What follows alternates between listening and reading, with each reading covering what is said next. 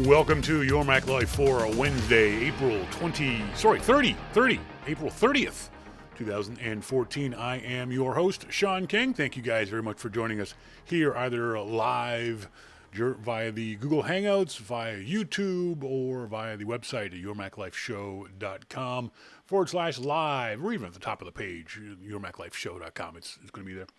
On tonight's show, we won't have our friend Jim Dalrymple from The Loop at loopinsight.com. Jim is still in Europe. He's actually in the British Isles. He was at the UL conference last week in Ireland, and now he and his lovely wife Monique are in Scotland. They're taking a little bit of vacation time in Edinburgh in Scotland, and so hopefully he'll be back in time for next week's show.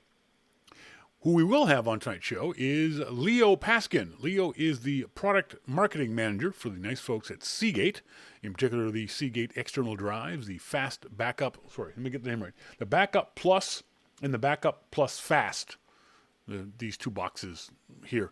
He's going to be on the show, recorded interview, we recorded it early this afternoon, talking about these two cool, amazing drives from Seagate.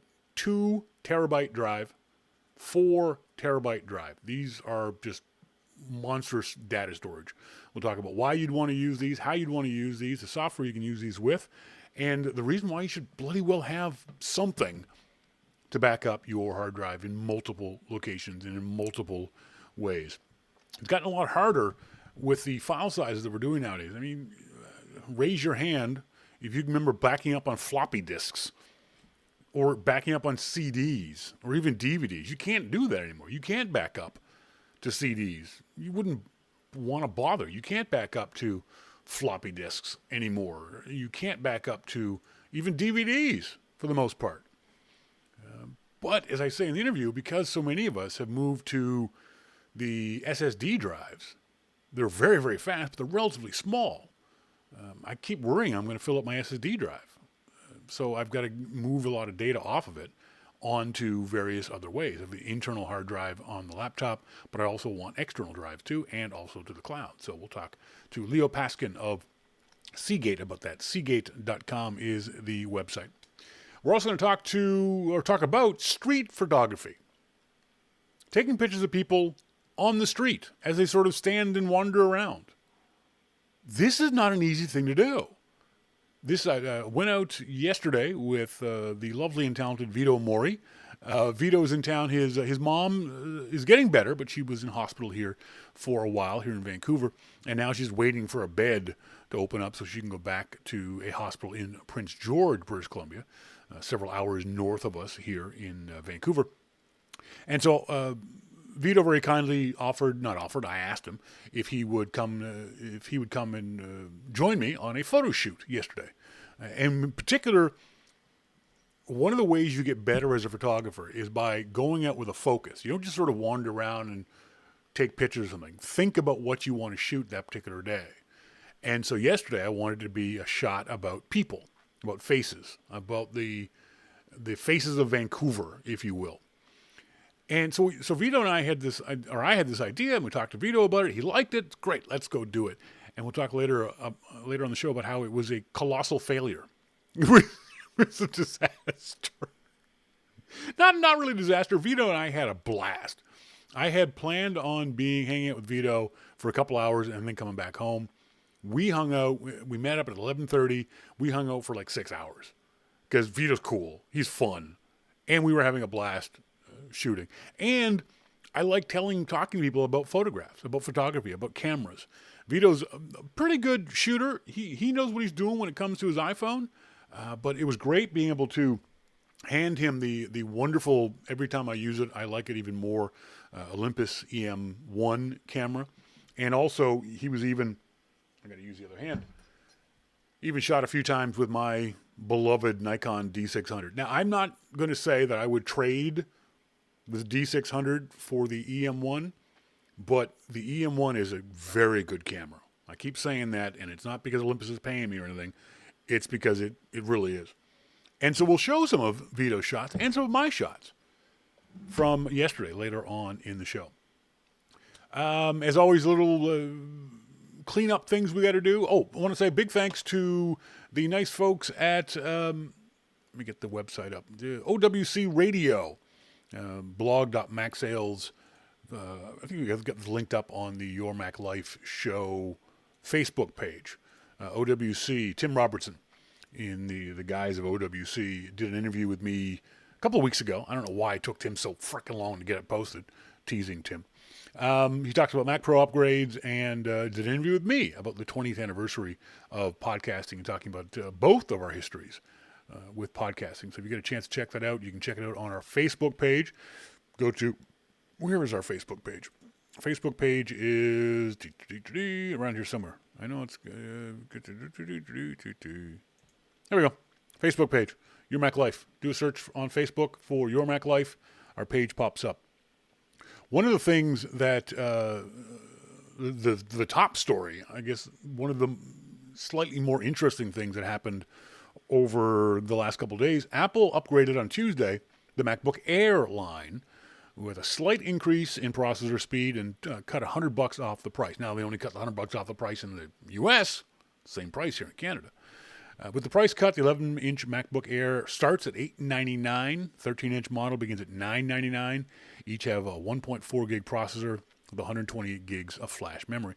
And I asked, does this interest you? Any plans to buy one? Send me an email to onair@yourmaclifeshow.com.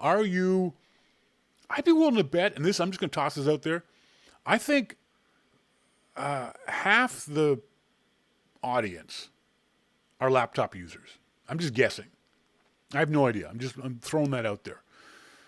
I'm willing to bet half the audience are laptop users, and probably 3/4 of us are MacBook or MacBook Pro users, as opposed to an Air. If you have an Air, let me know. Send me an email, onair@yourmaclifeshow.com. If you have an older laptop, or even maybe a desktop, does the Air attract you? Is the Air a potential next computer for you? I would say yes, only for me personally, when the Air has a Retina display. I'm not going to buy, the next laptop I buy will have a Retina display. I'm not going to buy an Air just because it's cheap, because I want the Retina display in my MacBook Air or my MacBook or whatever else it is I buy next. What about you guys? Is the Air a potential computer for you guys? Is it something that you might be looking at for your next computer? Interestingly enough, the website TUAW says that the MacBook Air is directly competing with the iPad pricing for the first time. Yes, it is. Temporarily. I guarantee you that price delta is going to change.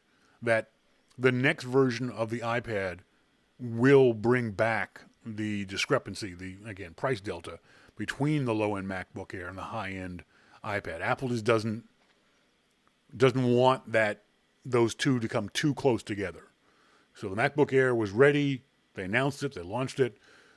At some point in the near future, whether that be for the regular announce of the next version of the iPad, maybe in September or early October, Apple's going to change the pricing. So the pricing of the iPad, the iPad will drop, almost 100% guaranteed, sometime within this year. I can guarantee you that. We were talking.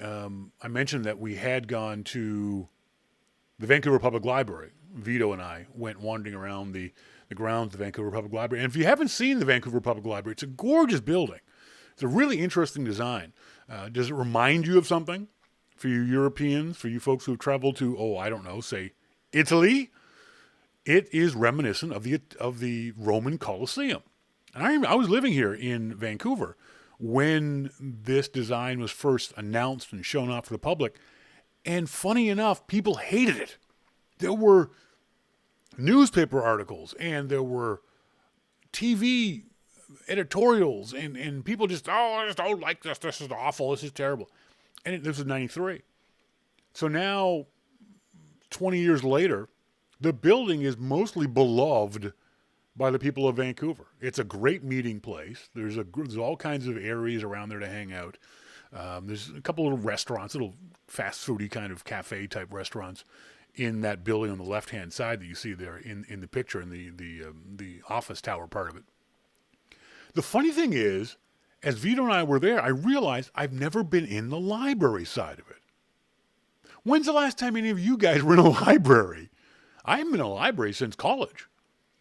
I hadn't had any need. And it kind of struck me funny that I haven't actually been inside the round circular bit on the right hand side. And our friend Dar Xmac in Denmark pointed out that people recognize it because it looks like Fringe headquarters. If you're familiar with the TV show Fringe, that was on a few years ago, in one of the alternative timelines, Fringe was shot here in Vancouver, and they used shots of the Vancouver Public Library as a backdrop, as a set. And this was I still remember the first time I saw this on Fringe, when they said Fringe headquarters and they showed the image of the library. Like, wow, it was kind of mind blowing to see that this building that you recognize as one thing is being represented as something completely different on television. So it was cool. If you're in Vancouver, it's one of those things that you should definitely get to see, because it is a gorgeous, gorgeous building. Really, really nice architecture. Now, the interesting question is, and some people don't like the building, still don't like the building. Someone made the comment, I can't remember if it was on Twitter or Facebook or wherever the hell it was, that why would they copy the Coliseum? It was one of the arguments when it was first announced back in '93. Why not do something original? And I understand that point of view. I understand why someone would say that why not do something original to Vancouver as opposed to copying an existing or pre-existing building. I don't have a problem with that. I understand that argument. I like the Vancouver Public Library. I always did, even from the beginning. Jimmy Newton in the IRC chat room says, funny, I would have thought Shawn was a bigger book reader. I am a huge book reader, but I'm not a book borrower. I don't like to borrow books. I have this weird thing in my head. I don't borrow books from friends. I don't borrow books from libraries. I have this thing that if I read a book, I want to keep the book. I own the book. So I tended to buy a lot more books than borrow them from libraries or from friends and things like that. If I went to a friend's house and they say, hey, great book, you want to borrow it? I say, no, I'll go and buy it. Because borrowing it means I got to give it back to you. And once I read it, I want to be able to keep it. So now I'm a big reader. I'm constantly reading various things, websites and books and magazines and things like that. But yeah, I'm not a book borrower kind of guy. Just read. Oh, IRC chat room. As always, folks, go to the website, yourmaclifeshow.com. Right there below the video. Our friend Monty has set up the IRC for you, so you don't even got to know anything about IRC. It's real easy to get in the IRC. It couldn't be easier for you to join the IRC and hang out with the nice folks in the IRC chat room. You just fill in your name and a password, and boom, it drops you in there. And you don't got to participate. Someone will say hi to you, and you can sit there quietly and just read the IRC as it goes by. If you are a traditional fan of IRC and have IRC software, the server we're using is thanks to the nice folks at irc.chat-solutions.org, and we're in the Pound Your Mac Life channel. So please join us in the IRC. It's where half the fun of the show occurs. As always, we encourage you to check out the website at yourmaclifeshow.com, because on the left-hand side, you can subscribe to Your Mac Life for $2, $5, $10, $15 a month, whatever it is you'd like.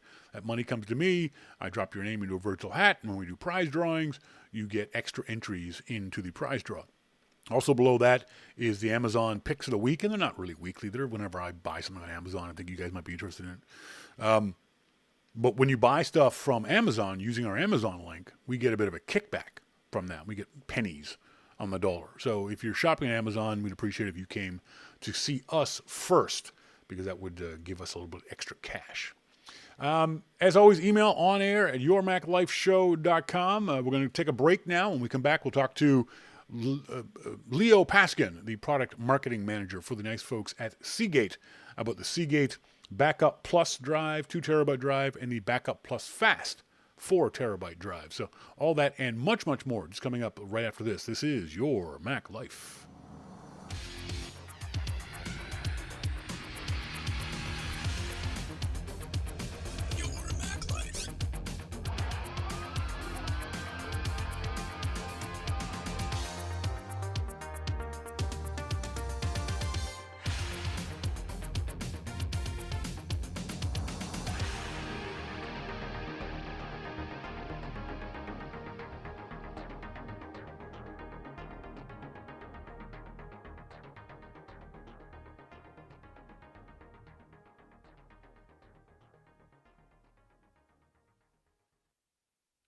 Welcome back, folks. This is Your Mac Life. I am Shawn King. On the phone now with Leo Paskin. He's a product marketing manager for the nice folks over at Seagate. The website is seagate.com. He's the product marketing manager for the Backup Plus Fast and Slim products. Leo, how you doing? I am doing fantastic. Yourself? I am good. Thank you very much for joining me. Now, the nice folks at Seagate sent me these two drives, and rather than just do the usual drive stuff review, I wanted to talk to you guys at Seagate to talk about where you see these products fitting in to a Mac user's everyday use. Folks who listen to the show on a regular basis know I'm always on people to do backups, to do recent backups. The old line is, it's not whether you'll have a hard drive crash, it's when you'll have a hard drive crash and lose your data. So backups are hugely important. Tell us, first of all, about the Backup Plus drive, the 2 terabyte, which is just remarkable. If you've been on the web for longer than 5 or 10 years, the fact that you can get 2 terabytes in this form factor is really huge. Tell me about the Backup Plus drive. So you hit it on the head there. So the biggest idea is just keeping extra copies, keeping your content safe. So having an additional backup is great. And again, it's not having one, it's the most amount you can. Yeah. And basically by now putting a 2 terabyte in a portable form factor, you can carry that around with you.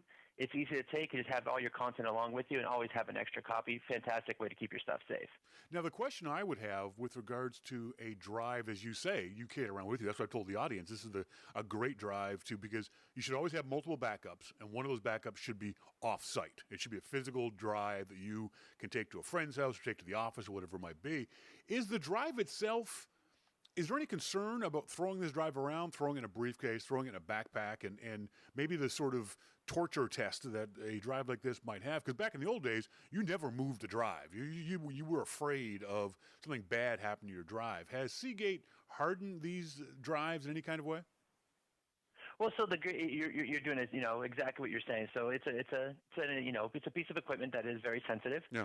We do go through extraneous shock testing with the bare drive itself, and then we also put some shock mounting inside the enclosure that goes around the drive. Okay. So it is intended. I mean, obviously, when it's on, we definitely suggest don't move it around, but it's perfectly safe to carry it around with you. I mean, don't use it as a weapon or don't use it as a door stopper. But for the most part, it is tested for it to be mobile. So we do look at that, and we know that people are going to use it on the go. So we do understand some of the limitations they have, but we do make it so that it can be taken around, no problem. Now, Seagate has made the choice. A lot of these drives you'll see have multiple connectivity on the back. There's only one way to connect this drive, USB, and it's USB 3. But that's fine because it will... correct me if I'm wrong, it will slow down to a USB 2 size. For example, on my MacBook Pro, it's only USB 2. There's no problem with using a USB 3 connection to a USB 2 laptop, correct? Correct. You're absolutely right. So when USB 3 was designed, one of the big things that was still in the market was USB 2. So they made sure that the spec was backwards compatible with USB 2. So if you look at the plugs that are the cables that come with the drive, on one side you're going to have a micro USB 3. So for those that don't know, it may look a little funny, but it's a normal standard. But on the other side, the side that you actually connect to your system, it looks like a pretty normal plug that you're used to. It looks almost like a USB 2, except the little plastic piece on it is blue. So it's fully backwards compatible.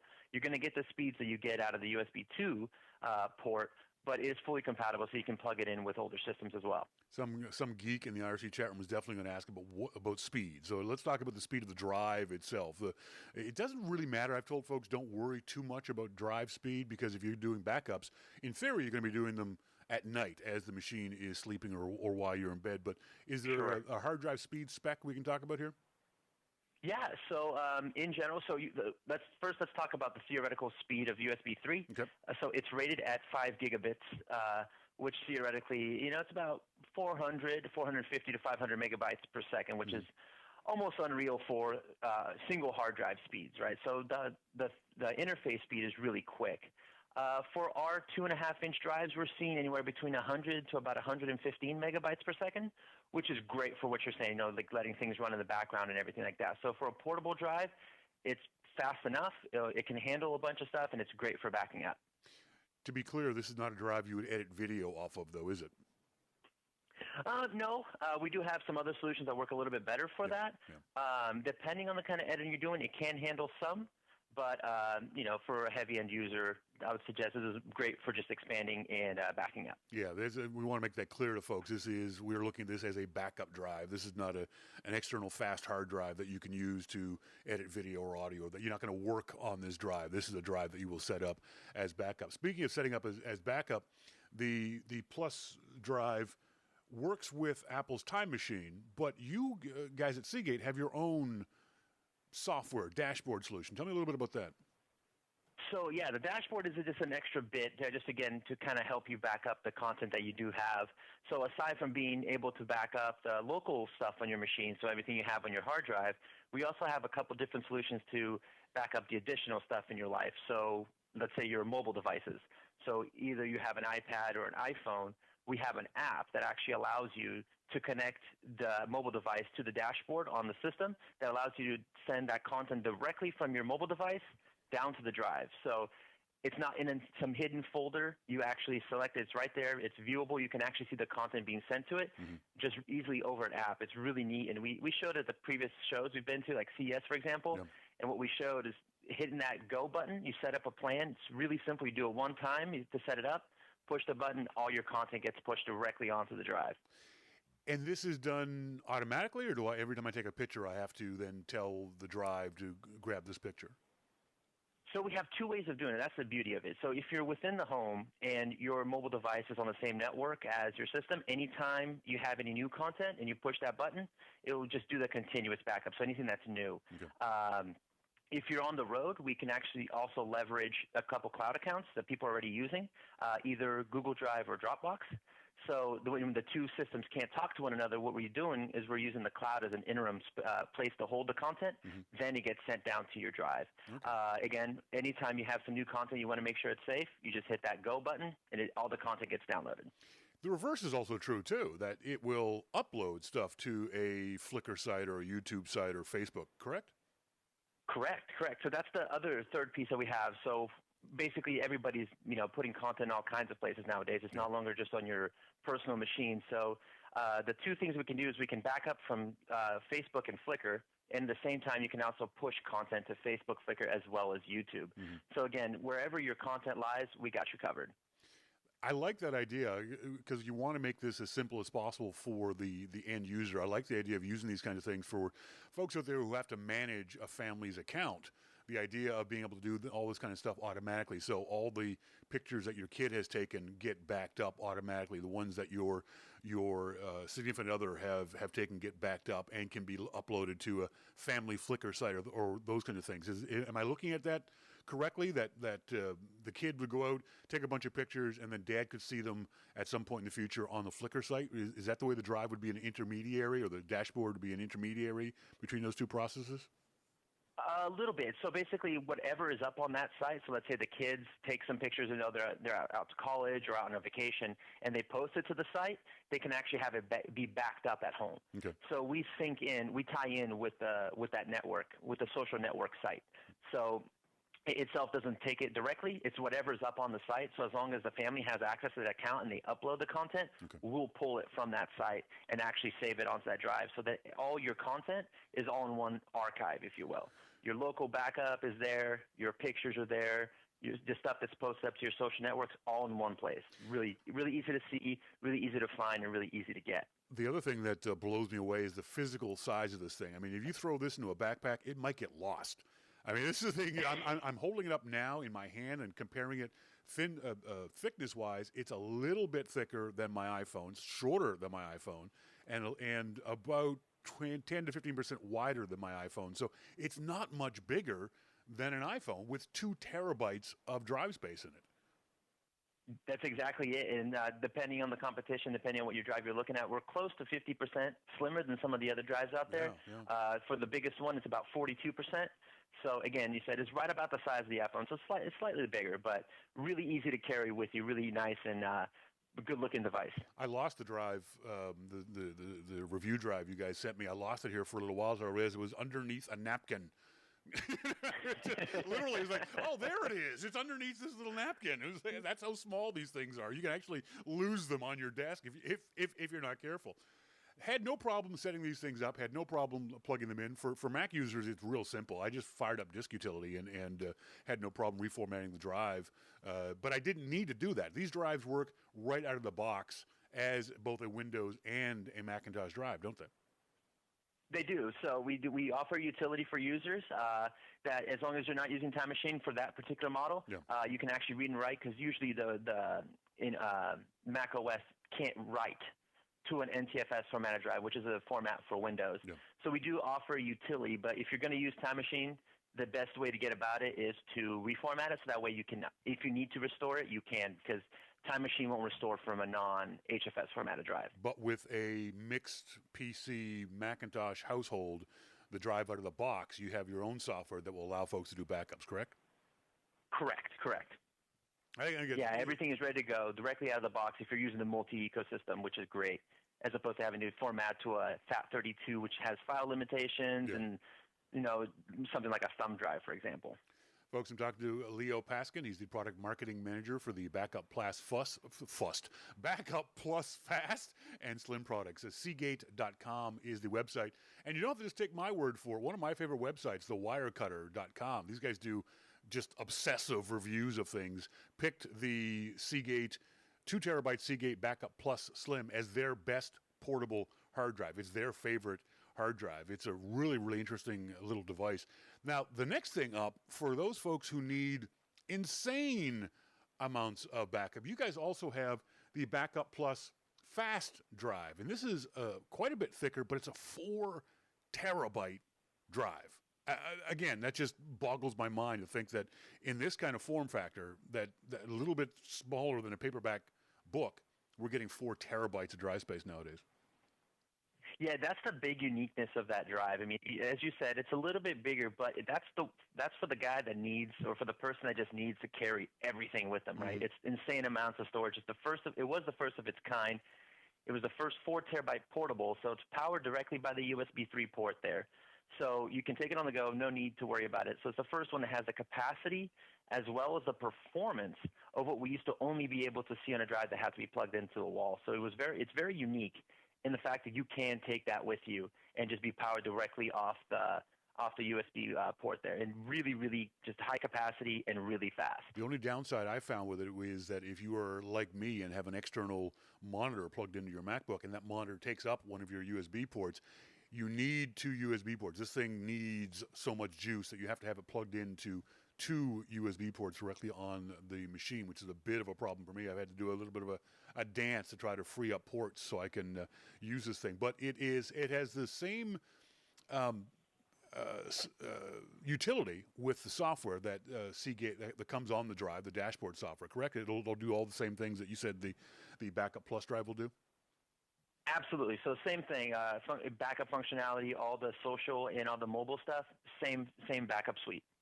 Now, the difference in this one is, and this is something I'm going to need you to explain to me in small words because I have a caveman brain. The folks at Macworld recommended this as their favorite, best portable hard drive. But one of the things I read in the review is it says speed is also great thanks to a RAID 0 setup pairing 2 slower drives to make a fast one. Now, I don't understand what that means. What is a RAID 0? So RAID 0 provides you 2 great benefits. A big volume, because you're using the capacity of both drives together, and the performance, because you're using the read-writes of each drive to make it 2 times bigger and 2 times faster, since you're utilizing 2 drives. Now, the one downside to RAID 0 is there's no redundancy whatsoever. So if one of the drives were to go down, unfortunately, you degrade your entire volume and you lose your data. But with what we're really focusing on this product was to provide the user with just a huge amount of space with a quick interface speed. So with the RAID 0, we're utilizing both drives to get the biggest volume as well as the fastest speeds. So are we looking at this as the same kind of drive as a backup drive? You say with the speed, could this be a drive that you could, again, use an example of edit video directly off of? So this would be a good one for editing because you do get the speeds. It's also fantastic for a backup because it is a secondary copy, so that if you do happen to, if anything were to happen to that drive or the data gets lost, you have it somewhere else. Now, if you're using this as your editing drive, you're working directly off of it, we highly suggest that you have it somewhere else as well. Okay. Not only a single place to have your content. We never suggest to have your content in only one place, no matter what drive it's on. It's always multiple locations because the more the better, because then you don't have to worry about if anything were to happen. To be clear to the audience, though, we're not saying that because it's a RAID 0 that it's more likely to fail. It's no more and no less likely to fail than any other hard drive that you would have, correct? Correct. So don't think of that as a huge issue. Just be aware that if something does happen, you should always have, as we said earlier, multiple backups, regardless of whether you're using the Backup Plus or the Backup Plus Fast. Right. And again, we can't emphasize that enough. Yeah. Backup. Absolutely. The other thing I realized as I was getting ready for this interview, so many of us now are going to the wonderful speed advantages of SSD drives. The problem with them is that they're generally fairly small. I just checked just before the interview, and I've got a 256 SSD drive in my MacBook Pro. Very fast, great, but not a lot of storage space. So I've got external drives attached to my MacBook Pro in order to be able to that's where I put data, all my photographs, all that kind of stuff is on these external drives. So we think, some people may think they don't need, they're getting this great speed advantage of an SSD drive, but because they're relatively smaller, you'll still need external storage space for a lot of those of us who are using laptops. Correct. Yeah, and you're absolutely right. I mean, there's a great benefit to having all that speed and having all that stuff internally. The thing is, you're starting to run into limited space, right? Yeah. I mean, with the OS is getting more intricate and things being more on there, if you're running heavier programs, I mean, that stuff starts to eat up room really quick. So the fantastic speed of a 256 gig SSD goes away pretty quickly. So there's different solutions out there to kind of help you expand that content. These two solutions that we're talking about here, a 2 TB portable and a 4 TB portable, again, help you just kind of either back that stuff up and keep it in multiple locations, or just kind of, as long as you relieve yourself of the stuff on there, if you can have it in multiple locations, it's even better. One of the funny things is, though, that as these drives get bigger and more portable, we have this. I've always thought that we have a tendency to fill up whatever drive space we have. That we have this thing like, I can save that now because I've got these drives. But once you fill up a 4 terabyte drive, where are you going to back that sucker up to on the cloud? So you kind of can't. You can't. You got to get another one. Exactly. And that's the other thing too, is that the drive price of these things, the per gigabyte. Geeks will always talk about the per gigabyte price of these kinds of things has come down just amazingly. I remember not that long ago we were talking about per gigabyte prices of being $1, and that was good. Now we're talking about per gigabyte prices in literally the pennies, down under 25 cents, under 20 cents for some of these drives. So there's really no excuse not to have a multi-terabyte drive anymore, as at least one of your hopefully 2 or 3 backup solutions. Right. That's the thing. And, I think it's a great idea to kind of add on to what you're saying earlier. You can have your SSD as your internal, hyper fast, get everything ready and crunching, and then you get one of these higher capacity things to back up with, because the prices are just so reasonable nowadays. And again, just makes it so easy for the customer to use, get everything on there, and you have your high cap, and you're good to go. I went out on a photo shoot yesterday, and with the three cameras that we had, along with the iPhones that we probably took over 1,000 photos, probably close to 100 gigabytes of data. Where's that data going to go, folks? Think about that. Where are you going to put that? I'm not going to put 100 gigs of photos onto my SSD drive and store them there. Those photos get dumped onto the SSD drive, then they get backed up immediately to in this case right now I'm using the Backup Plus drive to back those things up, and then they get backed up overnight to a cloud server. So keep that in mind as we start taking more photos with bigger, better cameras. We're talking about multi-gigabyte photo shoots that you need to find some way to get those things backed up safely. It would be awful that if something happened to me right now, that I would have lost all those photos if they were sitting on my SSD drive on my laptop. So that's the first thing I do with everything is back it up instantly, just to make sure that if something happens to my main machine that I know I've got a backup somewhere. Yeah, especially as more people, cameras are getting better and they're also getting cheaper, right? So we have tons of amateur photographers taking fantastic photos. We can say time is money for the professionals, but creating memories, that's priceless. Yeah, yeah. You can't replace that moment. You can't replace the time that you snap that awesome, sunset or anything like that, your family picnic that you can't recreate. So again, as you were saying, as the price of these things come down, it's so crucial to have it. And solutions are fantastically easy to use now. So go out there and grab one. I think easy to use is a real key too, is from the sense of, I know a lot of our listeners are folks who manage a household or a family's grandma and their parents and that kind of stuff. And this is the kind of drive where, you're going over to grandma's house for Sunday dinner. You can back up grandma's iPad. You can back up grandma's Macintosh once a week onto one of these portable drives. And that way, if grandma loses or if grandma has a hard drive crash, you've got her data backed up, and you can take it to friends and families, kind of things, really easily. And I know I've done this with friends, recommended them they get one of these kinds of drives. And then as they go visit the family, just do a backup. Just do a time machine backup or use the Seagate dashboard software to plug it in. Again, if you've got a mixed PC Macintosh environment, these drives and these software are great for those things. Leo, I've told the audience, I no longer have any sympathy for people if they lose their data in a hard drive crash. Zero sympathy nowadays, because there's no reason not to have a recent backup of all your data. It's so cheap nowadays. It's so easy to do with Time Machine and Seagate Dashboard and Dropbox and cloud services. It's so easy to have this stuff done automatically that nowadays, if you lose more than a day's worth of data, I'm just going to point at you and laugh, because I've got no sympathy anymore for people if they lose their data. Yeah, we got to make them feel bad for doing that, right? Got to make them feel bad. That way, next time they don't have to worry about it because they know they're safe. Exactly, and it's real easy to get these things. Leo, we're talking to Leo Paskin, the product marketing manager for Seagate's Backup Plus drive, the 2 terabyte drive, and the Backup Fast drive, the 4 terabyte drive. What's the price point on these two drives, Leo? So the 2 terabyte, the MSRP on that is about $149. Just to prepare before we started talking, I kind of looked around the internet. I've seen them as low as $119. Yeah. So again, 2 TB, portable, with all the features that we talked about, for about $120. I misspoke when I said earlier about the Backup Plus Fast. Is the price per gigabyte is 7 cents. How much is the 4 terabyte drive?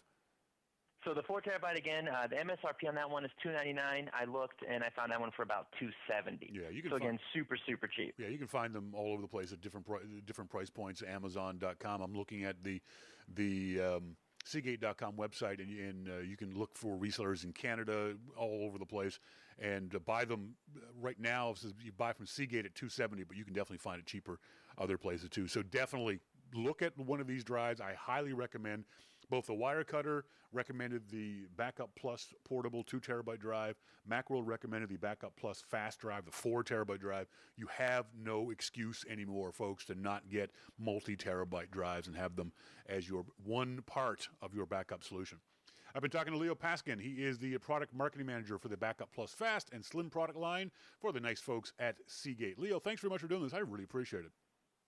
Thank you for the time.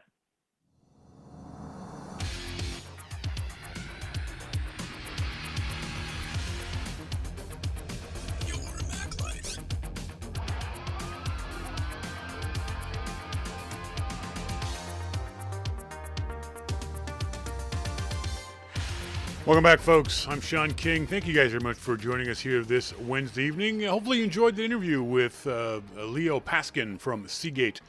And like I said at the end of the interview, there's no excuse anymore to not have at least one backup. We always say multiple backups, but you've got no excuse not to have at least one backup somewhere in your plan, because they're under... You can find terabyte drives, not necessarily the Seagate ones, but you can find terabyte drives for under $100. The Seagate ones are a little bit more expensive. They have a 2-year warranty. I didn't mention that when I did the interview with Leo earlier this afternoon. I didn't ask him about that, but they have a 2-year warranty.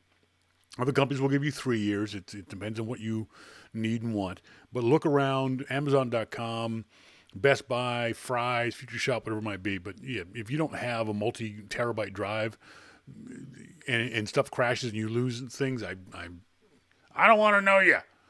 We were talking earlier about the new MacBooks, new MacBook Airs, and I saw Tanya Angst from Tidbits posted on our Your Mac Life page. She said, I already have an 11-inch MacBook Air, and I adore it. It's perfect for lightweight note-taking and email and web browsing when out and about. I find that in meetings, it's much less obtrusive than a larger laptop, and it's so light and easy to carry. Yeah, she's right. If you never had a chance to pick up an 11-inch Air, it's I don't know spec-wise, but it feels a little bit heavier than the original iPad. Not a lot. And it's obviously a lot more powerful. Maurice Kessler, Mo in the RC chat room says, much as I'd like one, I don't travel enough to make one of these things useful. And most of my paying work needs a heftier machine anyway. And Richana Patrick says, I like ample hard drive space. I don't buy anything with less than 750 gigabytes. Learned my lesson on that years ago. There's all kinds of different reasons why you would and wouldn't buy these kinds of devices. And I'm always curious as to know why people make those choices.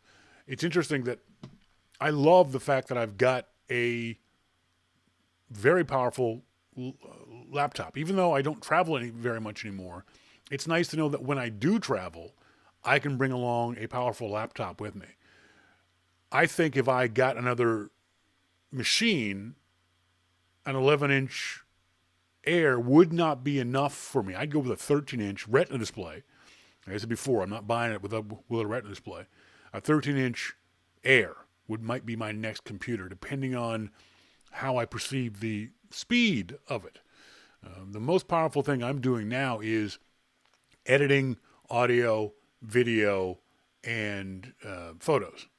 And maybe an Air wouldn't be enough of a workhorse to do that. I don't know. But the vast majority of things that I do are web-based, are web surfing and email and Facebook and Twitter, not things that really need the oomph of a full-blown laptop anymore. So I'm one of those guys that's caught in the middle between whether I need an iMac, because I don't travel anymore, or whether I want something light and portable like a MacBook Air. So interesting to hear what you guys have to say about this. Email at onair@yourmaclifeshow.com, or go to our Facebook page. Go to Facebook and do a search for Your Mac Life, and we'd love to hear from you guys there if you would like to drop us a note. Let us know. And the other thing is, what kind of backup stuff do you guys have? What do you use for backups? Do you use just Time Machine? Or, see, I use several. I alternate between, I have a Time Machine backup that runs once a day. I don't have it set for hourly, but generally once a day.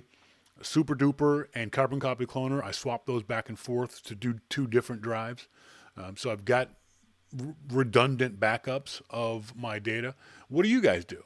How do you guys make those decisions on how you do your backups and how automated are your backups?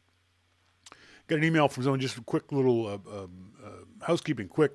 Someone said, should I buy Apple stock right now?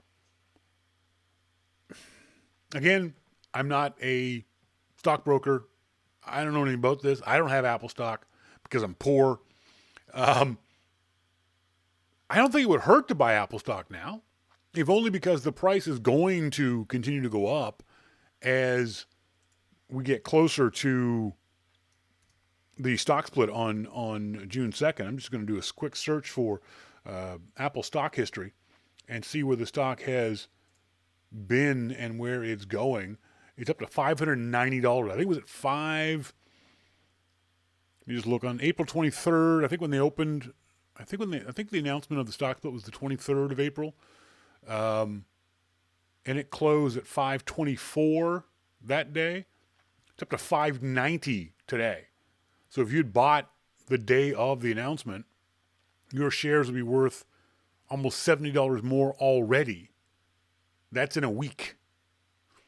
So I got to believe the share price, at least from now to June 2nd, is going to continue to go up. So if you got the cash and want to, go for it. I got to email. I got to follow up. The folks at Share Builders, we're trying to arrange an interview with them to talk about this kind of stuff, when to buy stock, how to buy stock, that kind of stuff. Sharebuilder.com. A bunch of folks in the RC chat room mentioned them on last week's show. So we want to get in touch with them. If you're going to buy Apple stock, it doesn't hurt to buy it now. It's the all indications are the stock price will continue to go up at least until June 2nd. My perception, and again, not being a stockbroker, not knowing squat about this stuff, Apple stock over time always rises. There may be dips, and there may be significant dips, but over time, we're talking a year, 2, 3, 5 years, Apple stock always goes up. So the theory is, if you bought 100, you should be so lucky, 100 shares right now, on June 2nd, the stock splits 7 for 1. You still get the exact same amount of money tied up in the shares, but the day after the stock split, so now you have 700 shares. The day after the stock split, as the price goes up, your overall value goes up too. So if you think Apple shares are going to go up over time, buy Apple stock. It's simple as that. If that's what you believe, personally, or your broker has told you, or you think the news has told you, or Shawn King has told you, if you believe Apple stock is going to rise over time, then yes, buy it. And that just only makes sense. We had an email from our friend Roddy Paws, who is an Apple shareholder. I asked you guys last week whether or not you were shareholders of Apple, and Roddy Paws said that he'd been a long-time supporter of Apple and its products since I was first given an Apple 2GS for schoolwork. In 1998, I had enough money to buy 100 shares of Apple stock, one of, if not the best financial decision I've ever made. Bought 100 shares on April 30th at a price of $28 per share. The stock has split 2 times since then, making it the equivalent of buying it at $7 a share. He's since sold some of it, but he still owns 300 shares and will soon own 2,100 shares. I look at it this way, he says. Even back in 1998, I said that Apple wasn't going to have business, and I invested in the company instead. This is just kind of my reward for being a loyal follower. A stockbroker has tried to talk me out of it. I'm glad I didn't listen to him. I didn't think I would make money, just thought it'd be kind of cool to own a teeny piece of the company. I do have 1 share of it framed, but I did that myself long before I heard of the company you spoke of. I wish this means I'll be getting 7 times the dividend, but it's going to be 1/7 of that amount. Roddy, you asked another question there, and I'll get to that one a little bit later. And AE, I'm not sure who AE is, says that on January 2014, he set up ShareBuilder to withdraw $45 monthly from my checking account. Now, that's not going to buy you a share, but ShareBuilder allows you to buy pieces of a stock, which I think is really interesting. He said, I set an automatic purchase plan to buy Apple when I reached $195. January 14th, and then he goes through the process of his monthly auto deposits from January 14th, February, March, April, and the auto purchase price set to buy $195 bought him 0.37% of a share of Apple stock that he has since made $17 in 2 weeks on that. That's not bad. Not bad at all. He said last year, using monthly deposits through April 13th, he gained 32% on his share purchases. In 1 year, if I sell, I'll get my money. I'll get $289 out of this after spending $225. Again, not a bad return on your investment. Apple's paid me $6.44 in dividends. My dividends add up to, over time, more than the $10 sales fee that ShareBuilder charges. You've heard Apple is splitting their stock 7-1, adding $30 billion in capital returns and increasing their dividend. That's like the supermoon, the blood moon, and a few blue moons put together in the investing world.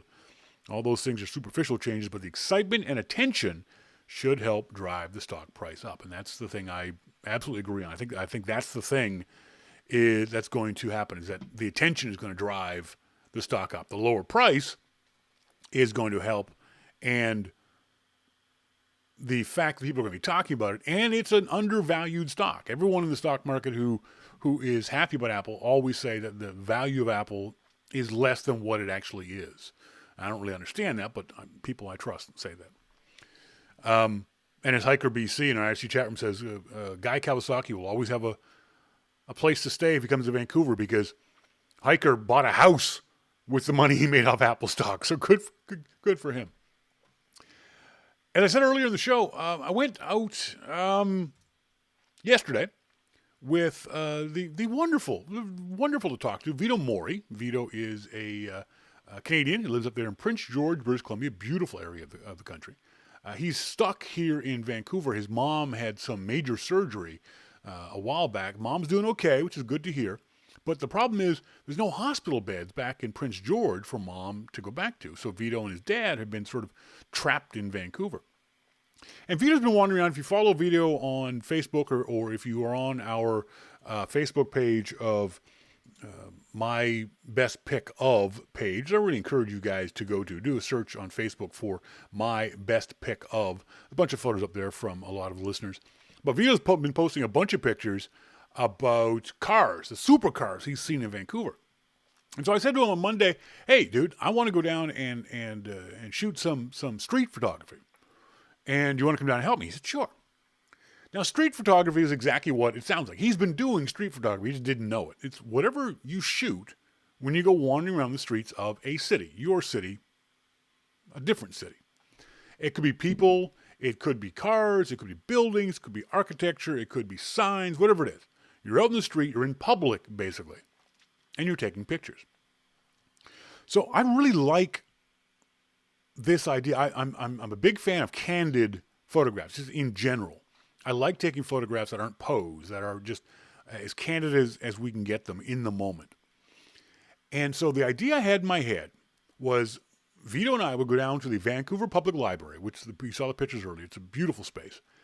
And during the lunch hour, there's lots of people there. They're all sitting around. There's an open air plaza with steps and places to sit, and the sun comes in. It's a great spot. So the idea was that Vito and I would go down there. I would ask permission. Now, there's a couple of ways to do street photography when it comes to people. You can be the guerrilla street photographer using a big, huge long lens like this. This is the Olympus 75 300 millimeter lens, and you can, zoom in on people from a quarter mile away and get good pictures of them. So that's kind of the sneaky way of doing it. My sneaky way of doing it is just mostly shooting people in profile or shooting people when they're not looking directly at me, not asking for permission. But I wanted to try this thing of asking for permission because in my head, I'm thinking that at some point in the future, maybe somebody would want to buy these pictures. Or maybe somebody at some point, I'd want to put these into a picture book and sell that book or a calendar or whatever it might be. So just to cover my butt, I thought what we'll do is we'll go up. I've got, on the iPad, I have this software called Easy Release, and it's a model release thing. And this is something that Vito reminded me I hadn't talked about 2 weeks ago when we were on the show. And I was saying, any picture you shoot in public, you're allowed to shoot in public. You can shoot pictures of people and children and dogs and whatever. You're legally allowed to do that. But if you have any intention of in the future selling that photograph, you need a model release.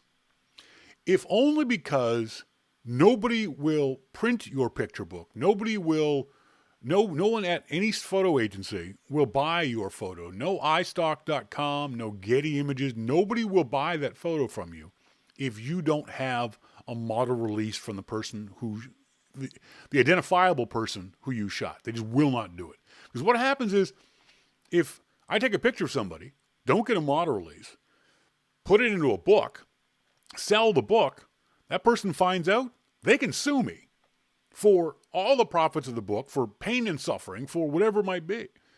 The other thing is, and this would never happen because, again, these companies don't do that, but say I sold the photo to Getty Images for $1,000, and then Getty Images sells that photo to somebody else, and they use that photo in a way that the person who's being pictured wouldn't like. What if a health department bought the photo to use in an HIV prevention ad? I have HIV, but I'm still positive, something like that. That would be embarrassing to that person, wouldn't it? And that kind of pain and suffering, especially in the United States, can cost you thousands and tens and hundreds of thousands of dollars. So if you ever have any intention of wanting to sell your photo, get a model release. And again, I use this piece of software on the iPad, works on the iPhone, called Easy Release. Once you figure it out, it's fairly easy to do. Vito and I had to muck about for a little bit to get it to work the way we wanted to, but we eventually figured it out. And all you do is you tell the person, sign this release, and the release says, I'm not paying you for this. The release is a binding contract, and it says you're just doing this for the fun of it. It says that I might sell it, and I might make money on it, but I'm not paying you for it. And there's the sticking point, as it turns out. We walk up to one guy. There's this guy sitting on the steps of the library, and he's reading a book. I thought, oh, this is a great picture.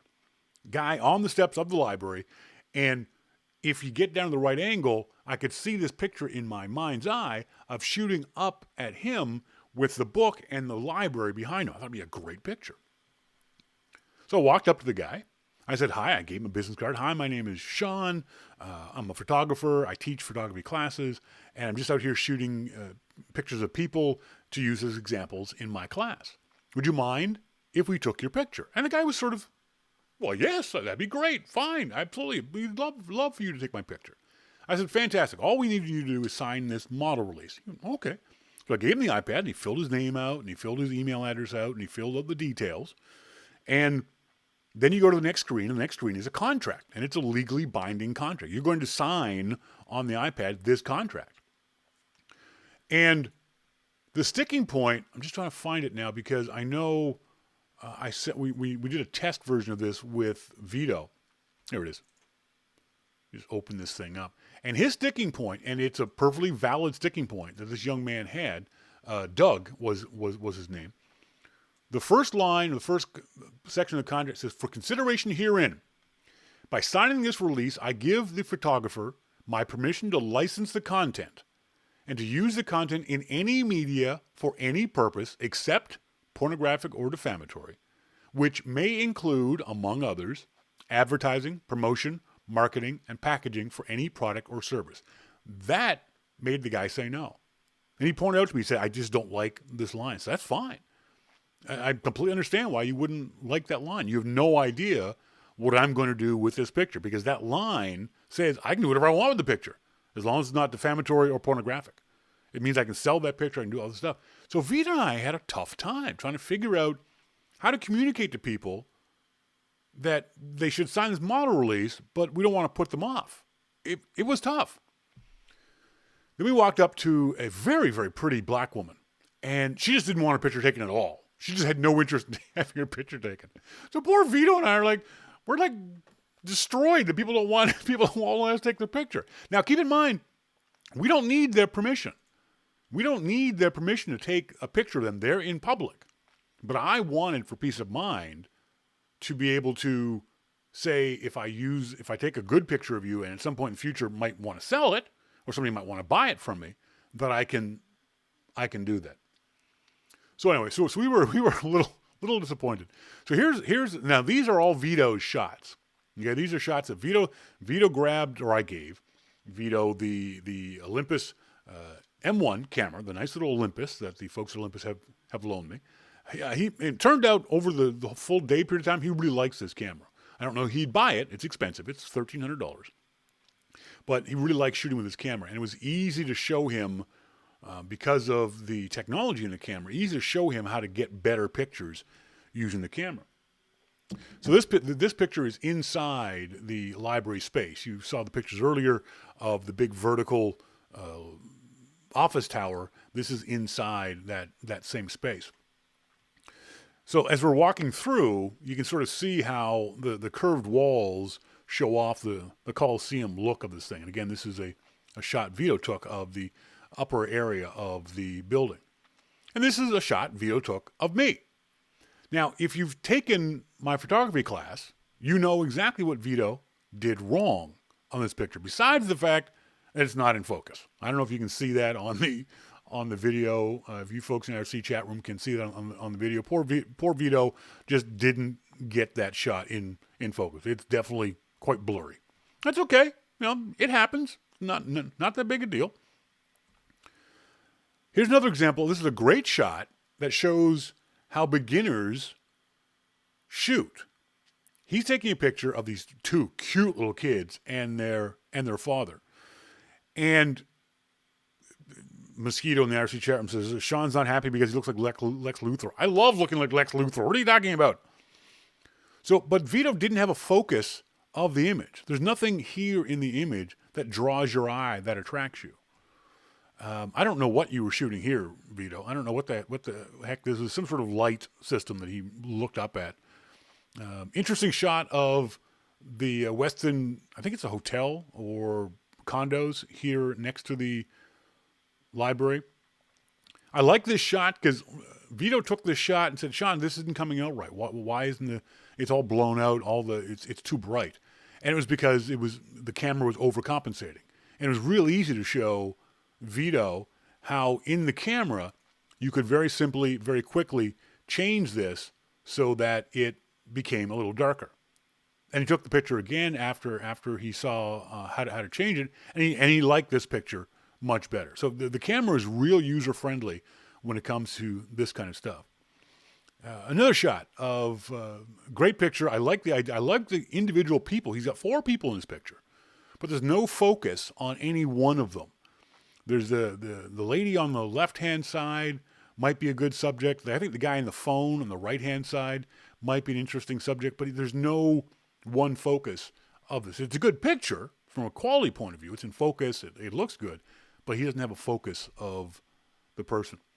I love this shot, if only because Vito saw this picture, but this is probably 4, maybe 5 stories up on the side of the building.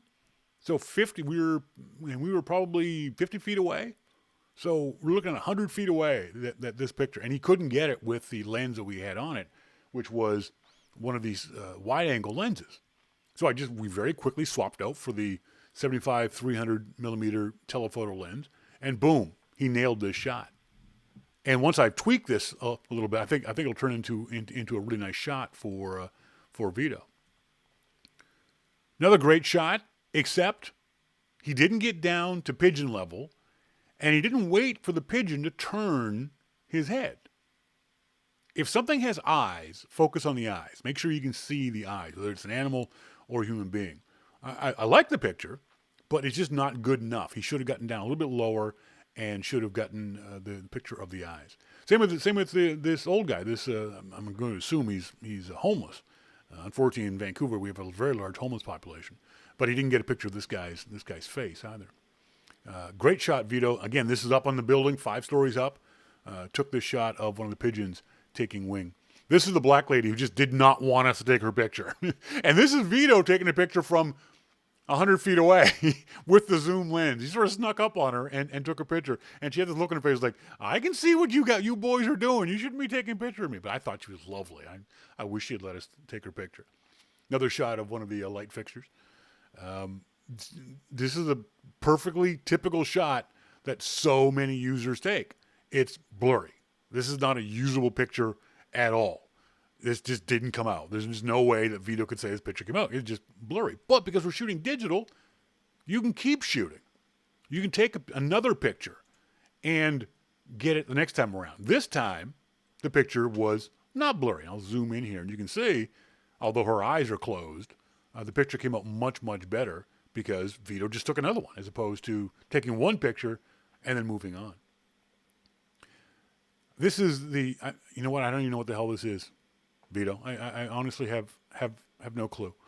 You'll have to explain this one to me and let me know what the hell you're doing here. Cranes, again, using the 300 millimeter camera. He got these great shots of higher up on the buildings, looking at the arches. One of the problems I have with the Vancouver Public Library is this area up here at the top is really kind of boring. They didn't do very much with the upper reaches of the building. So another interesting shot with the guy looking right at us, but again, it's blurry. You got to take multiple shots or check to make sure that your shots aren't blurry. I like this shot, Vito. For some reason, I like the Robson Street where we were downtown, the trees in the background, the light. I think this is a good street photography picture. This was a great couple, and I'll show you my pictures of the same couple a little later on, sitting right next to us, and they were just in love. It was lovely. Picture of the Vancouver Whitecaps logo that Vito took. This is a shot of well, I couldn't tell whether it was a shot of the woman in the yoga pants or whether it was the Jaguar behind. But it turned out, yeah, he was focused on the Jaguar. So the Jaguar F-Type. It's amazing how many sports cars, supercars there are running around Vancouver nowadays. Oops, somebody walked in the way of his Jaguar shot. And this is the street photography. This is the kind of thing where we were taking pictures of people and their faces. I think this is a great shot, especially zoomed in. I really like this shot that Vito took. Another shot that came would have been good, except she's blurry. You got to make sure that your shots aren't, because they're completely useless. I'll show you my picture of the same woman, this very attractive redhead. Often it is. We were across the street. We were probably maybe 200 feet away from her, and using that zoom lens, that 700 millimeter zoom lens, this picture came out really, really nicely. I think Vito got a really good shot of this young lady from across the street. I didn't get anything nearly as good as this shot because we were further away. There's a gorgeous apple tree outside the art gallery that Vito got a shot of. It's a really nice detail in here. Nice little sun shot that Vito got. The libraries around the world, for whatever reason, they all have lions of any number of descriptions, and these are our lions. For some strange reason, our lions have this "Goodbye graffiti, do not remove" thing on them. I have no idea why there's duct tape over the lions. Another nice shot of the sun reflecting off the top of the building. The thing I like about this shot, Vito, is the camera. Normally what would have happened is the camera would have seen that giant bright spot over there on the left-hand side and made everything else darker, because the camera set on auto mode, and I think Vito shot mostly on auto mode, which is fine. A camera set on auto mode will try to average all that out. So if you have a huge, huge bright spot, it'll make everything else darker. The camera didn't do this in this instance. I think it's a really interesting idea, and I'd love to talk to you about it. Did you set this up? Did you focus somewhere else to get this picture of how you got the shot? I think it's a really interesting idea that the camera didn't blow out the right-hand side of this. Another shot of the lions with the duct tape over their mouth. Some bald guy, not quite sure what he's shooting there. Oh yeah, it's this guy again. Vito, this is a really nice shot. This is I think, again, correct me if I'm wrong, Vito, this was on face detection mode with the Olympus M1, which I think is great. I'm really, really impressed with how good the face detection mode is on the M1. It brings up a white square, lets you know it recognizes the face, and it does a really, really good job. I think this is a great photo, Vito. I think Vito has this one set off from the center really well. It's in focus. You can see that the text on the word Nikon is tack sharp. I mean, that's probably the best photo for sharpness that Vito took all day long. And that's a keeper, Vito. That's my picture. I'm keeping that one. And then we were downtown, right across the street from the Vancouver Art Gallery, just taking pictures of the people who are hanging out. This is the weirdest picture we ever saw. Vito and I stood. This is in the Hotel Georgia. We stood in front of this picture for probably 20 minutes, and looking at it like this, you're thinking, well, why? Why would you doofuses do this? Well, it turns out this is a 3D picture. The pictures we have can't do it justice. This was the freakiest picture I've ever seen in my life. Vito didn't get this one in focus, but you can see the 3D effect on the left-hand side here. It's a flat picture when you stand in front of it. When you move, these areas here, let's see if I can't highlight. Hang on. Mouse posé. Turn mouse posé on. These areas back here, or what looks like back there on this image, are actually sticking out from the image. They are actually the parts of the image that are sticking out over here on the left-hand side. It's so weird. It's like mind-bogglingly weird. And the picture moves in 3D back and forth. It's just really, really strange. Another nice shot that I think Vito got of me taking pictures. We were at the Cafe Artigiano, which he claimed is the best cappuccino in the city. I'm not going to disagree with him. The cappuccino there was awfully damn good. Another shot, Vito, that you... mosquito, you say it's wrapped around a beveled solid. I don't know what that means, Mo, the image. Again, you got to take pictures. Nothing... All the knowledge in the world doesn't matter if your pictures aren't in focus. This is it's a lovely picture of this lady walking the street, but it's not in focus. It just... So you got to throw it away. I mean, this is something that you would just delete immediately. I love this shot of this guy just standing in the street corner. I think this is going to turn into a really nice black and white shot for whatever reason. And there's an example of just Vito just not getting the shot. But the problem with this one, Vito, is that you stopped. You took one picture. Instead of allowing the lady to keep walking through the image so that maybe you could catch her in the middle or around away from these poles, you took one picture. It didn't come out. So now let me show you guys my images of the same day. One of the things I told Vito is, I think, let me just check to make sure. Vito took, I think, about 200 pictures. I want to see if this will tell me. Yeah, so there's 54 that are left in here. And I would say, Vito, out of those 54, you probably got about 5 really good shots. The ones that I would say would be keepers. There are more than that as touristy type shots. But I'm talking ones that are really, really, really good images. I think you probably got about 5 in there. And that's not bad. That's a good ratio. That's a really, really good ratio. And now I'm going to open up my catalog. I have to quit. Lightroom doesn't let you have 2 catalogs open at the same time. So I have to quit out of one and open up the other. So just give me a second here. Now I took 400 pictures. And I've already gone through and culled mine out to be just the ones that I want to show you guys. So I'm down to, I think, 34 pictures out of the 200 or so that, 200 or 300 or so that I took. So this is, the first up is the same Vancouver Library picture. But because I brought my picture into Lightroom, I cheated. I was able to do an edit on this. So here's the, whoops, that's not it. Go ahead. I want to do before and after. I do before and after. I was able to do it before. Oh, crap. Stop it.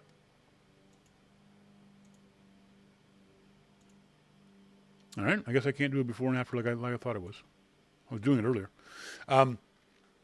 So I was able to bring this into Lightroom, punch it up, and make it look good. Here's I think a really good shot of Vito, a good-looking guy, taken with the Nikon D600.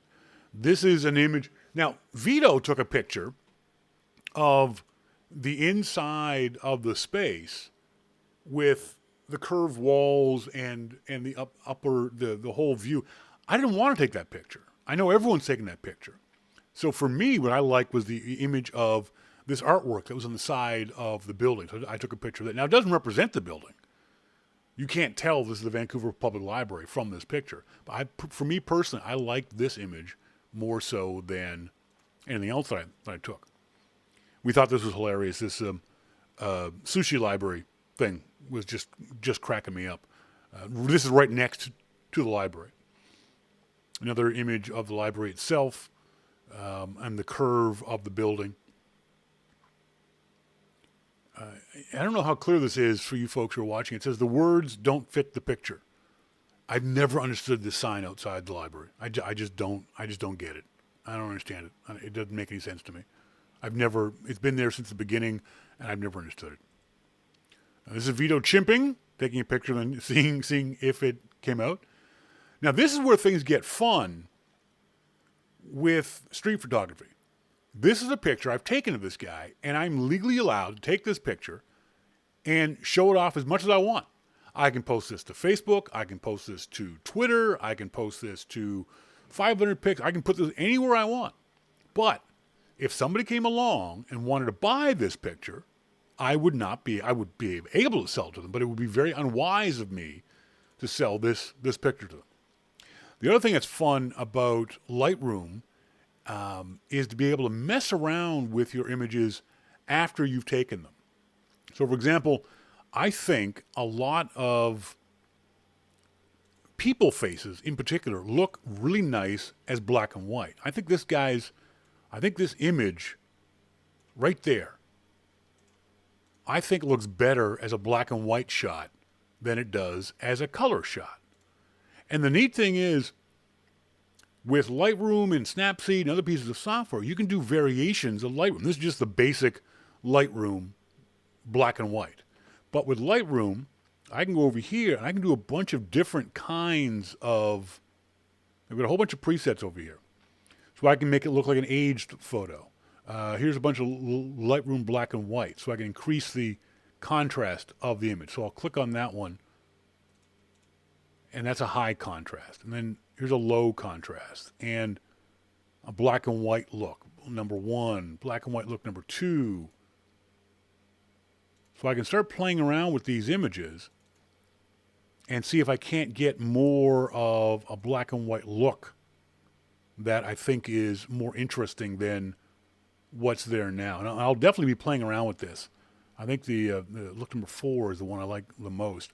But I can start playing around with this image and increasing things like the highlights, going up and down on the highlights, taking the blacks down, decreasing the shadows to give more of a dark, moody look on it. So this is where it gets to be really fun to play around with black and white in particular. So I think I'm really going to have fun using these images and creating these images, using them, or making them as black and whites. But again, these are street photos. I'm allowed to take this picture. This is a very pretty Asian girl. Vancouver is stock full of pretty Asian girls. But I think this one also looks good as a black and white image.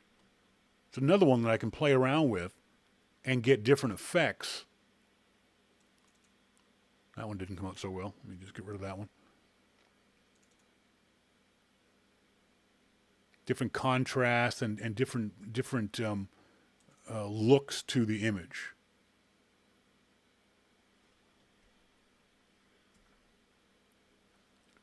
Now this is my picture of, you saw the picture of the black lady we talked about earlier. Look at the difference in what Vito was able to capture versus me. I was shooting with the 24-85 millimeter. I couldn't get anywhere near as close as Vito did with the zoom. Another really, I love this picture of this, again, pretty Asian girl here in Vancouver, because she's just loaded up with logos. She's got a Beats headphone on here. Down here, she's got her Prada bag. That is undoubtedly a Givenchy jacket. She probably got some sort of fancy watch on. I mean, this girl is just got all kinds of bling on her. Here's the picture of this couple. So this is the same picture that Vito took with that same couple, except I looked at it from a different point of view, and I wanted to zoom in on them and get them as that black and white look.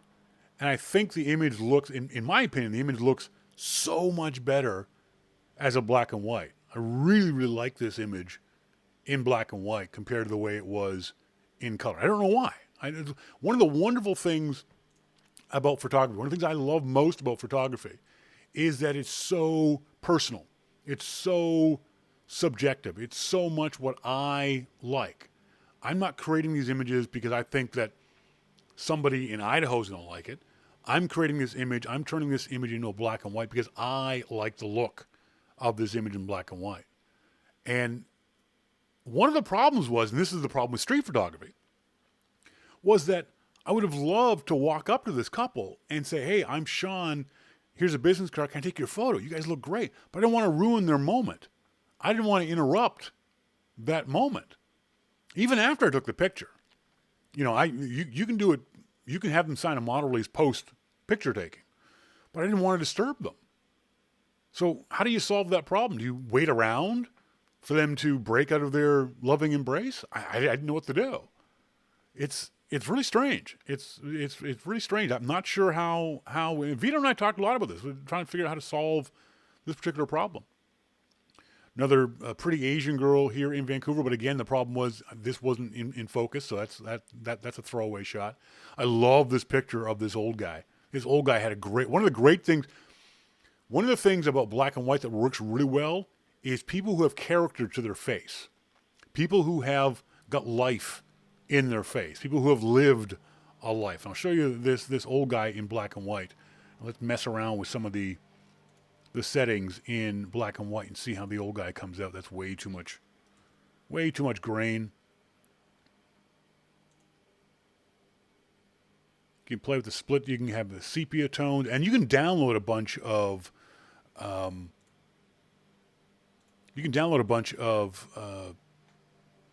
presets in any number of colors, in any number of whether they be red presets or green presets or that kind of stuff.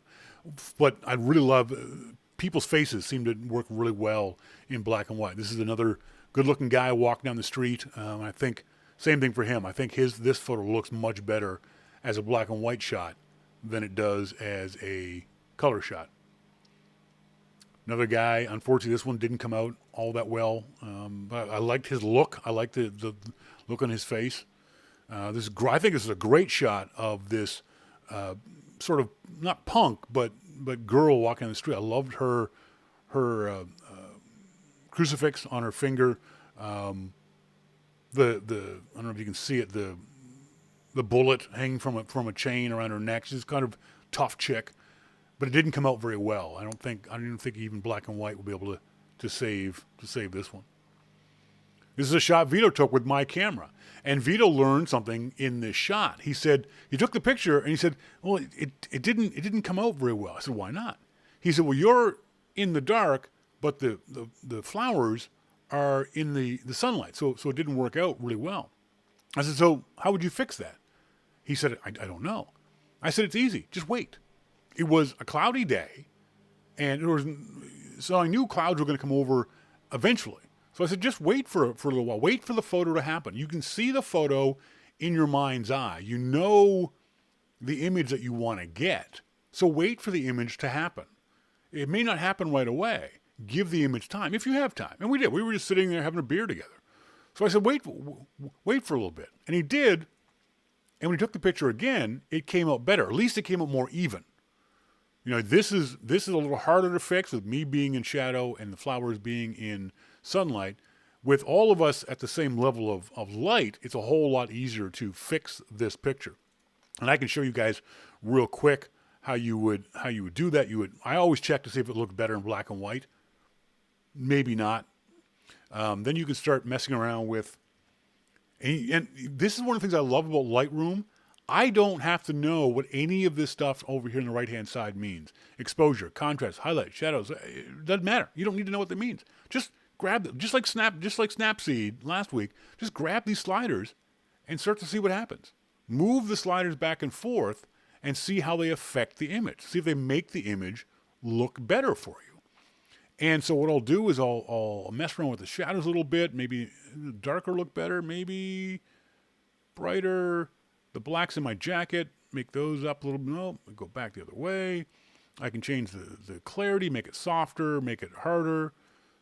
Change the vibrance and the saturation. So that's obviously color. Makes me look too pink, but the flowers are coming out nice. You can play around with all this kind of stuff. And again, I don't know a damn thing about what this stuff means, or I didn't when I first started using Lightroom. But by poking around, you eventually figure it out.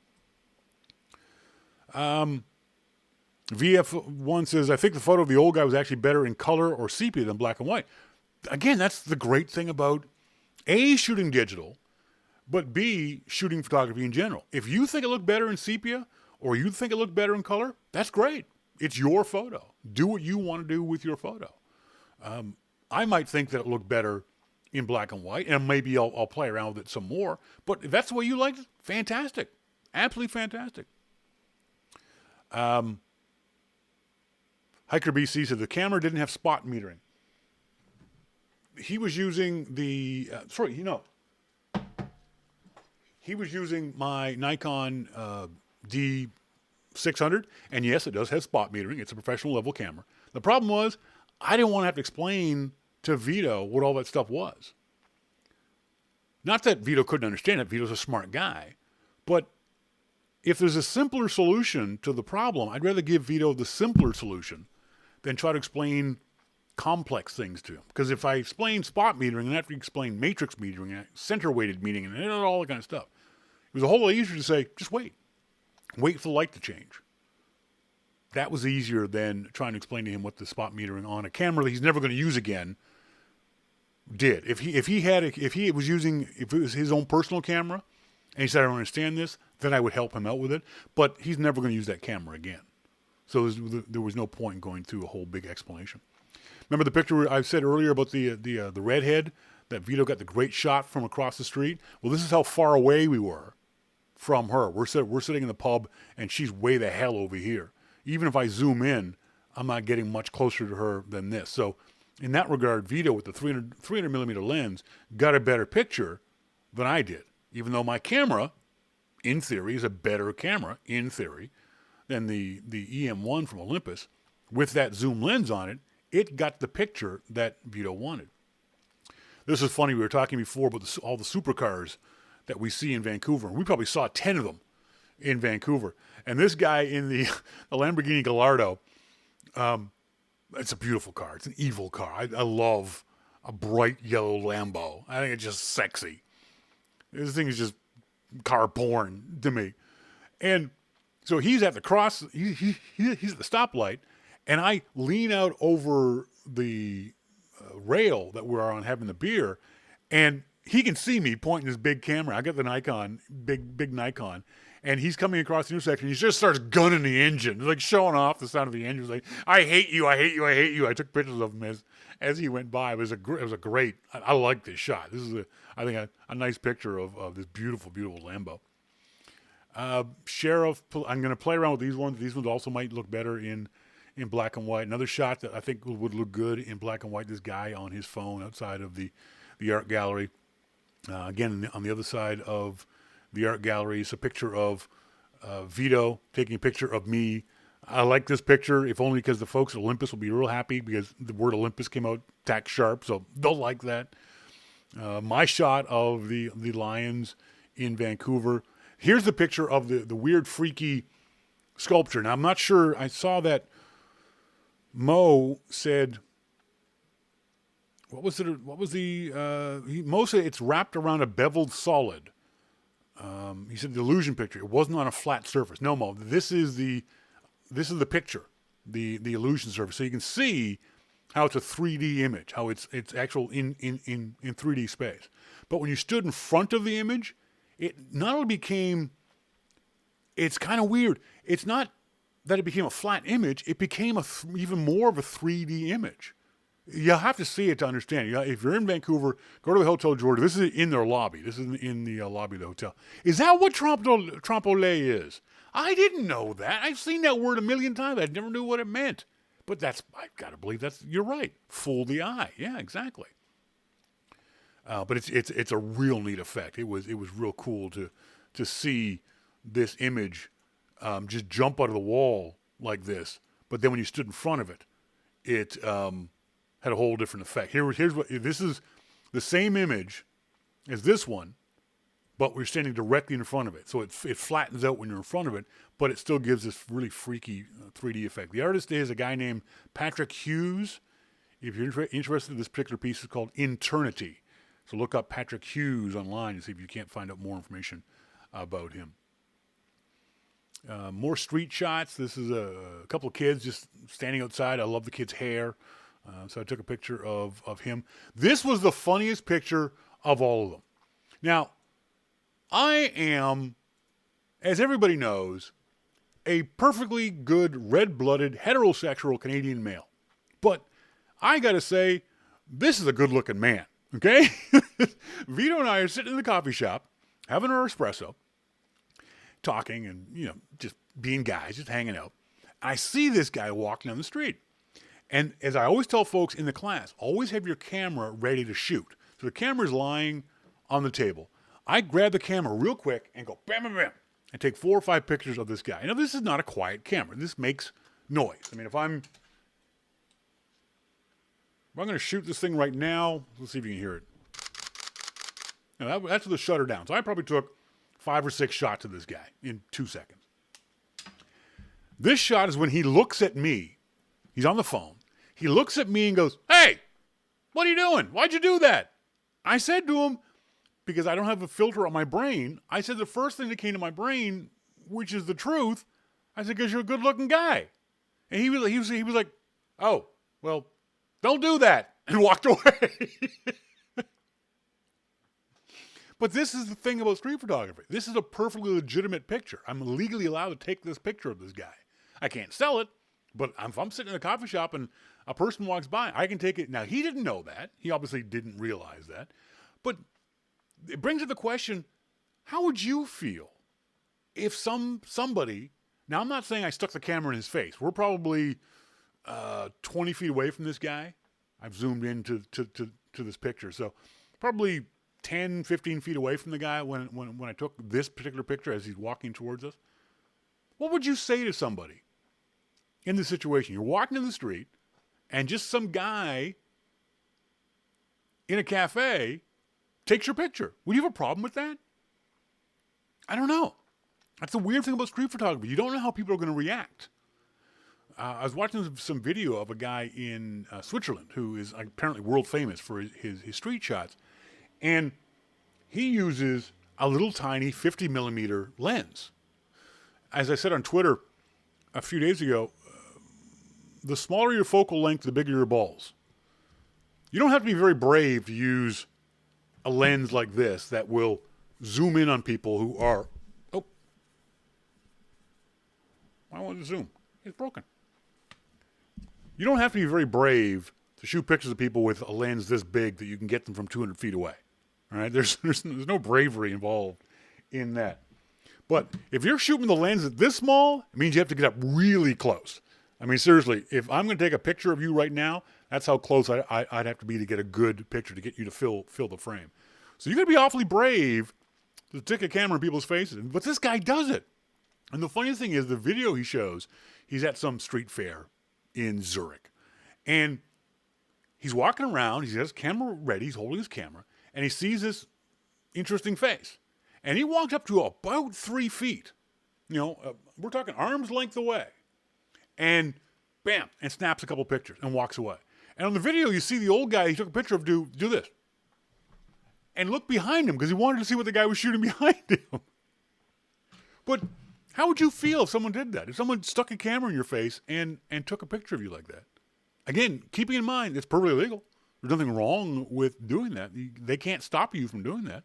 They might get offended or they might do something to you, but how would you feel?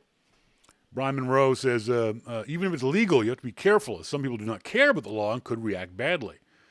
I know people that like to take pictures of trains get harassed by the crews, as the crews are concerned about being photographed, violating some regulation. I'd be concerned about it. I would rather they ask. And that's an interesting conversation that I'm watching street photographers talk about. When do you ask versus when do you just shoot? And I think it starts to come down to who you are as a photographer. Because the problem is, if you ask, the next picture you take is going to be posed. Even if you ask the person to keep doing what they were doing, they're going to be aware of the fact that you're taking a picture of them. So what Vito and I came up with after 5 hours of conversation is what we would do is take the picture and then ask for permission. And I think one of the things, I've been thinking more about this, Vito, I think one of the things that I'm going to end up doing, and I showed this off to Vito when we were sitting on the street corner.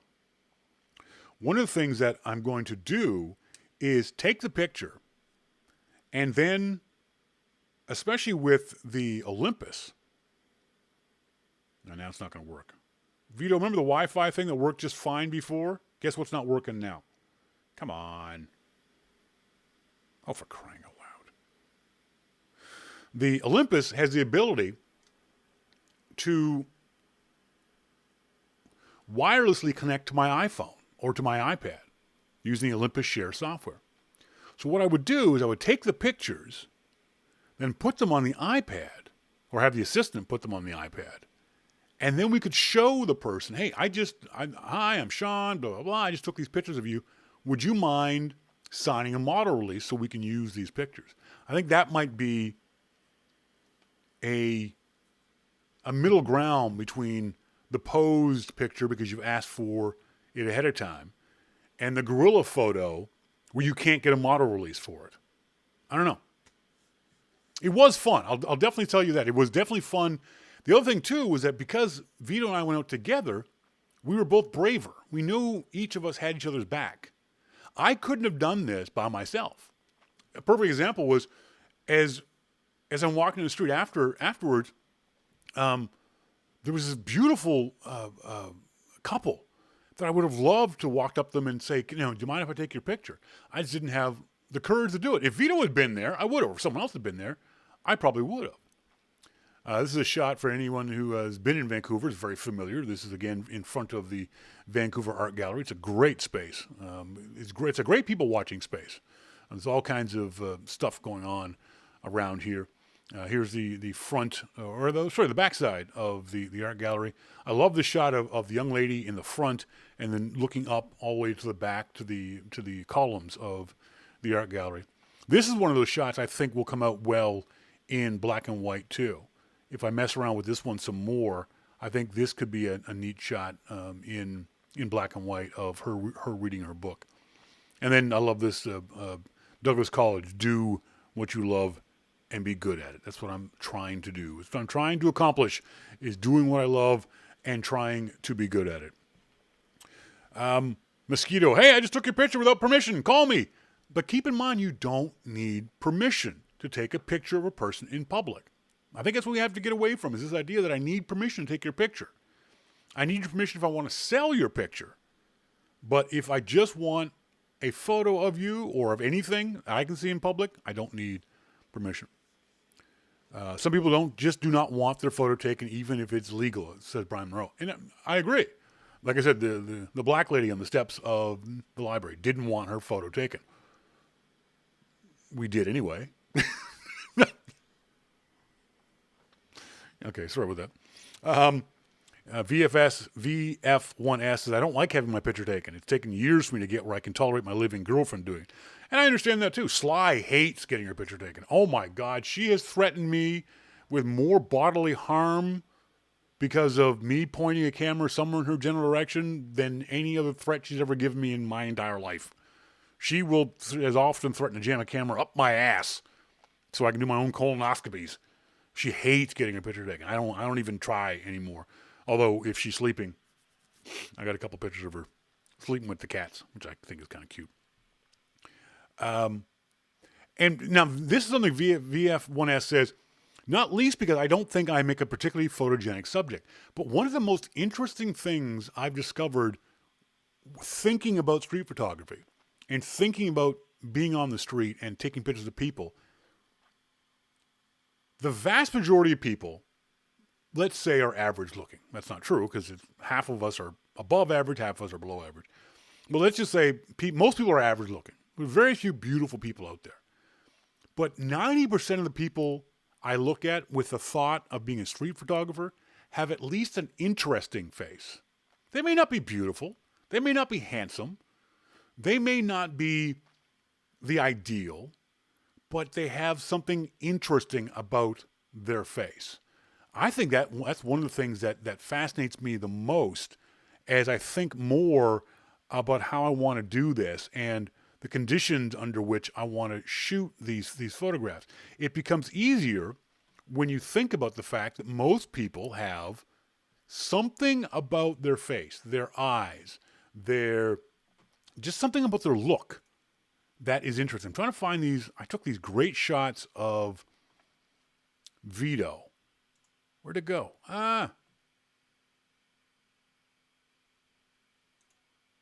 All photographs. Where's all the photographs of Vito? I took a couple of really good shots of Vito, really, really up close. And I'll post them on the Flickr page. And they came out really well. And Vito will say he thinks he's an average-looking guy. I think he's a handsome enough guy. But these pictures, because they're very, very close, on his face make it look even more interesting. So even if you don't think you're photographic, even if you don't think you're photogenic, you are in the 90% that have at least something interesting in their face. Especially old people. Old people with the lines and the character of their face really can bring out some good street photography. So keep that in mind. Think about that as you're walking around the next time out in the street. Don't just walk from A to B. Look around you. Not just to the people, but look around at the artwork that you see, the architecture that you see, the flowers that you see, the cars, the dirt on the buildings. Look at your environment, the street that you're in, and look for things that you might want to take pictures of. Not that you will take pictures of, saying that you might want to take pictures of. And think about street photography as something that maybe is something of interest to you. This is the Starting Point Photography segment of the show. Remember, I'm teaching a live, on-demand Google Hangouts 2-hour class, $50, dirt cheap, $50. Get you 2 hours of photography instruction, the 10 tips and tricks that you can learn that will make your next photo be better than your last photo, no matter what camera you have. Doesn't matter if you've got an iPhone, if you've got a point and shoot, if you've got an SLR, doesn't matter. 10 tips, easy to understand, that'll make your next photo better than your last photo. Get in touch with me at Shawn at yourmaclifeshow.com. I'd love to hear from you guys. Again, the class is on demand. What that means is anytime you want to do the class, if you want to do it at 3 o'clock in the afternoon, if you want to do it at 4 a.m., if you want to do it at 1 p.m., I'm available to help you learn more about taking photographs. Got emails from you guys. Bob Studer writes, if you have another subject in view, a rear 3/4 view of a person looking at it works just fine. That's true. That's a good point. And he says, I agree that some subjects look really good in black and white. It seems really odd to me that this is true, considering how artificial and foreign this is to how we see. Maybe that's the key, Bob. Maybe that artificiality and that foreignness is why black and white looks so good. But almost every picture, especially in Lightroom, because it's so easy, and you guys saw how easy it was to do that in Lightroom. My photos on the desktop get brought into Lightroom, and all I do is just really quickly click on the Lightroom module and just click the black and white button to see how it looks. And maybe if I think that looks okay, I'll start messing around with some of the other features of Lightroom and see if there's something else I might be able to get in there. And then I'll play around with them. So that's what I do. It's just because it's so easy nowadays with digital, and especially if you're shooting raw, it's really easy to mess around with this kind of stuff. I don't recommend you shoot in black and white, because if you want to turn it into color later, you can't. But it's a whole lot easier to shoot in color and then maybe poke around at it in black and white digitally. Bob, thanks very much for the emails. I appreciate that. Let's see. Got we're way over time. Let me do maybe one or two other Flickr. Roddy Paws was telling me about his. He was asking about how to get photos off the iPhone onto a Flickr account. IFTTT. If this then that.com. IFTTT. Do a search for Flickr, and there'll be a whole bunch of these IFTT things that will help you get, as soon as you take a picture on your iPhone or your iPad, it automatically will upload it to a private section of Facebook, so that you can use that as a backup. You can also use it as just a way of getting photos up on Flickr. That's why I use that as a because remember, Flickr gives you a terabyte of storage for free, so you might as well take advantage of it. I use that as a way of backing up my iPhone and iOS pictures by having an IFTTT, if this then that.com, having one of their, what they call recipes, do that automatically for me. He says, thanks for telling us about the free 1 terabyte of space with Flickr. I got over the whole looking at how many strangers viewed my photos thing, and I stopped caring. Yeah, I've never cared about that. That's not why I use Flickr. I don't care if people look at the photos. They're there for me to look at. I like sharing on Facebook because I'm more interested in how many people I actually know see my photos. But as a free backup, sure. When did Flickr go completely free? Roddy Paws asks. I want to say about 8 months ago, Roddy. 8-9 months ago, Flickr went free. It's not completely free. You can still be a pro if you want to, but there's less need to be a pro. The 1 terabyte especially is is great for the vast majority of us. I got any other emails from you guys? Vito Mori. Nope. That's it. We're good, folks. I want to say thanks very much to Leo Paskin from Seagate. He's the product marketing manager for the folks at Seagate. He's the product marketing manager for these two just freaking amazing drives. I mean, there's this little tiny one, 2 terabyte. It's called the Backup Plus portable drive from Seagate, and this one, just as portable, is the Backup Plus Fast, the 4 terabyte drive. If you are in the market for backup hardware, portable backup hardware, take a look at the price point on these 2 Seagate drives. You're not going to go wrong with getting more backup space. You can always use more backup space. And the portability of these things is fantastic. So check it out at Seagate.com. I want to say a big thanks, again, to Vito Mori for letting me mock him on the show. But also, Vito, thank you very much for getting me out of the house yesterday, hanging out with me yesterday, taking some great shots. We had a great time. I was supposed to, like I said, only supposed to be hanging out with Vito for a couple hours. We ended up spending 4, 5, 6 hours together, having beers and lunch and coffee and all that kind of stuff. So, Vito Mori, a big special thanks to you for hanging out with me yesterday.